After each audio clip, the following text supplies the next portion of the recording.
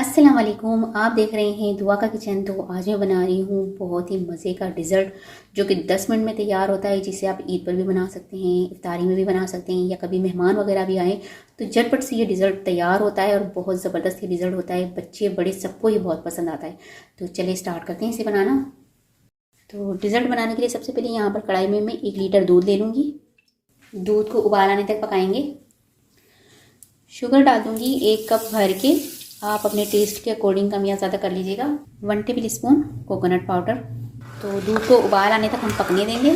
जब तक दूध में उबाल आता है तो हम दूसरी तरफ कस्टर्ड का लिक्विड तैयार करते हैं। तो यहाँ बाउल के अंदर मैं ले लूँगी हाफ प्याली दूध, 4 टेबल स्पून भर के रफान वनीला कस्टर्ड। मिक्स कर लेंगे। दूध में यहाँ पर उबाल आने लग चुका है। हाफ टी स्पून डाल दूँगी वनीला एसेंस। मिक्स कर लेंगे।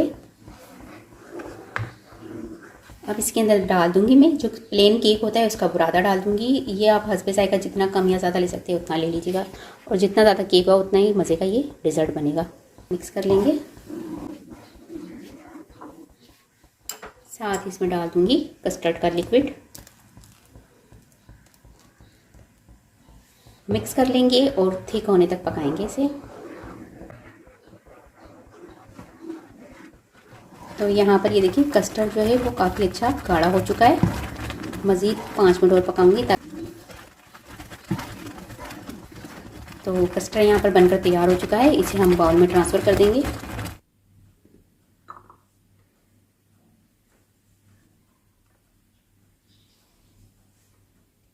कस्टर्ड को अब ठंडा होने देंगे। तो कस्टर्ड जो है यहाँ पर ठंडा हो चुका है। अब इसमें मैं कुछ फ्रूट्स डाल दूँगी, जिसमें है सबसे पहले स्ट्रॉबेरी। इसको फैलाकर डाल देंगे चारों तरफ। साथ ही इसमें मैं थोड़े से सेब डाल दूँगी, इसको भी मैंने बारीक बारीक सा काट लिया है। कीवी डाल देंगे थोड़ी सी। बनाना। फ्रूट्स आपके पास जो भी हो, वो जितने फ्रूट्स आपके पास अवेलेबल हो डाल सकते हैं। थोड़े से अनार डाल देंगे। अनार ये वाइट वाले हैं मेरे पास, हमारी साइड पर रेड वाले मिल नहीं रहे थे, इसलिए मैं वाइट वाले अनार डाल रही हूँ इसमें। अब हम तैयार करेंगे जेली। जेली तैयार करने के लिए यहाँ पर मैंने 1 गिलास पानी ले लिया है। पानी में उबाल आने देंगे।